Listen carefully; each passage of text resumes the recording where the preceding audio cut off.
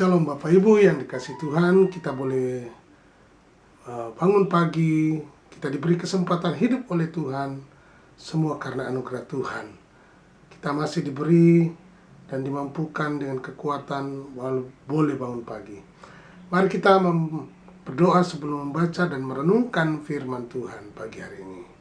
Terima kasih Bapak Surgawi buat hari yang baru, pimpinan dan sertamu turut atas hidup kami sepanjang hari ini. Segala aktivitas kami serahkan ke dalam tangan-Mu. Mohon pertolongan, keselamatan, pemeliharaan, dan berkat-Mu atas hidup kami. Nama-Mu dimuliakan. Kami mau membaca dan merenungkan firman-Mu.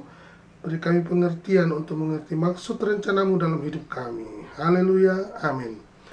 Bapak Ibu, selamat pagi. Kita akan membaca di dalam 1 Tesalonika pasal 3 ayat 1 mulai. Kabar baik yang dibawa oleh Timotius. Kami tidak dapat tahan lagi, karena itu kami mengambil keputusan untuk tinggal seorang diri di Athena. Lalu kami mengirim Timotius, saudara yang bekerja dengan kami untuk Allah dalam pemberitaan Injil Kristus, untuk menguatkan hatimu dan menasihatkan kamu tentang imanmu, supaya jangan ada orang yang goyang imannya karena kesusahan-kesusahan ini. Kamu sendiri tahu bahwa kita ditentukan untuk itu. Sebab juga waktu kami bersama-sama dengan kamu, telah kami katakan kepada kamu bahwa kita akan mengalami kesusahan. Dan hal itu seperti kamu tahu telah terjadi. Itulah sebabnya maka aku, karena tidak dapat tahan lagi, telah mengirim dia, supaya aku tahu tentang imanmu. Karena aku khawatir kalau kamu telah dicobai oleh si penggoda, dan kalau usaha kami menjadi sia-sia. Tetapi sekarang, setelah Timotius datang kembali dari kamu dan membawa kabar-kabar yang menggembirakan tentang imanmu dan kasihmu, dan bahwa kamu selalu menaruh kenang-kenangan yang baik akan kami, dan ingin untuk berjumpa dengan kami, seperti kami juga ingin untuk berjumpa dengan kamu, maka kami juga, saudara-saudara, dalam segala kesesakan dan kesukaran kami menjadi terhibur oleh kamu dan oleh imanmu. Sekarang kami hidup kembali, asal saja kamu teguh berdiri di dalam Tuhan. Sebab ucapan syukur apakah yang dapat kami persembahkan kepada Allah atas segala sukacita yang kami peroleh karena kamu di hadapan Allah kita?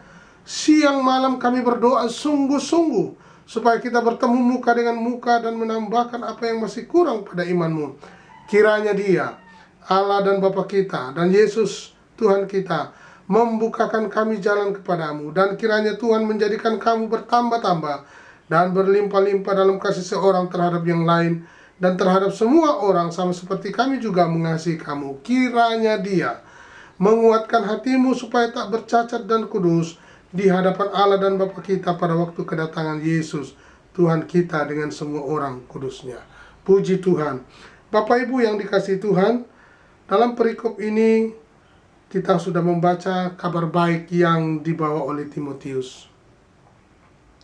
Apa yang kita baca tadi, bahwa kalau kita perhatikan dalam kehidupan kita sehari-hari, ada begitu banyak orang untuk menyajikan hal-hal yang indah, menyajikan hiburan, menyajikan hal yang menyenangkan, untuk menjadi teman dalam hal-hal kebaikan. Banyak. Tapi bagaimana ketika mereka berada di dalam kesusahan? Sedikit orang yang akan mendekat kepada Anda ketika Anda dalam kesusahan. Kalau untuk yang menyenangkan pasti banyak orang. Tapi kalau kesusahan, kesulitan, penderitaan, akan sedikit orang. Nah, inilah kita belajar dari kisah ini. Nah, kita perhatikan dalam ayat 1. Kami tidak dapat tahan lagi, karena itu kami mengambil keputusan untuk tinggal seorang diri di Athena.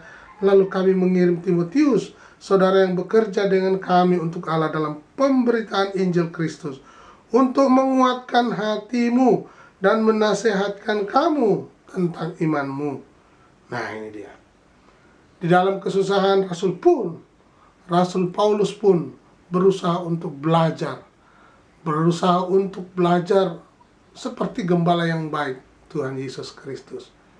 Sekalipun jemaatnya yang ada di daerah Tesalonika, dia mengirim Timotius untuk ke sana. Dia masih mikirkan orang-orang, dia masih mikirkan jemaat. Apakah jemaatnya dalam kesusahan, penderitaan? Ini penting sekali.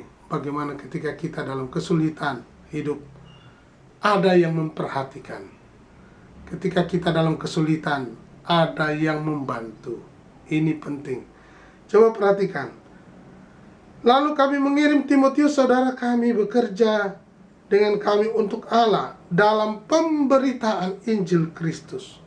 Dalam pemberitaan Injil Kristus. Apa fungsi pemberitaan Injil Kristus? Untuk menguatkan hatimu dan menasehatkan kamu tentang imanmu. Orang kalau dalam kesulitan, dia akan tergoncang hatinya. Orang kalau dalam penderitaan akan tergoncang hatinya. Dan mengenai dua sasaran ini, apakah hatinya tetap kuat di dalam Tuhan, ataukah lemah dan akhirnya imannya tergoncang. Rasul Paulus mengingatkan kepada kita untuk selalu tetap teguh. Apa yang menjadi penyebabnya? Coba kita perhatikan. Supaya jangan ada orang yang goyang imannya karena kesusahan-kesusahan ini. Kamu sendiri tahu bahwa kita ditentukan untuk itu. Apa yang membuat orang goncang oleh kesusahan-kesusahan ini? Apa kesusahan itu? Penderitaan, sakit penyakit, kesulitan hidup, ekonomi, pikiran, stres yang berlebihan, dan banyak lagi. Ini yang membuat terjadi kesusahan-kesusahan ini. Dan Bapak Ibu perlu tahu bahwa ini terjadi, itu sudah ditentukan.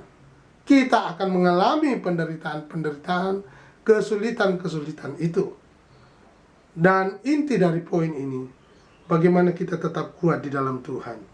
Ya, bagaimana kita tetap kuat di dalam Dia, asal kita tetap teguh di dalam Kristus Yesus. Biarlah kiranya pagi hari ini mengingatkan kita, supaya kita semakin teguh di dalam Tuhan. Teguh imannya di dalam Tuhan. Biarlah setiap kita untuk semakin bertambah-tambah di dalam iman, percaya kepada Dia sebagai Tuhan dan Juru Selamat kita yang menolong kita. Tuhan Yesus memberkati.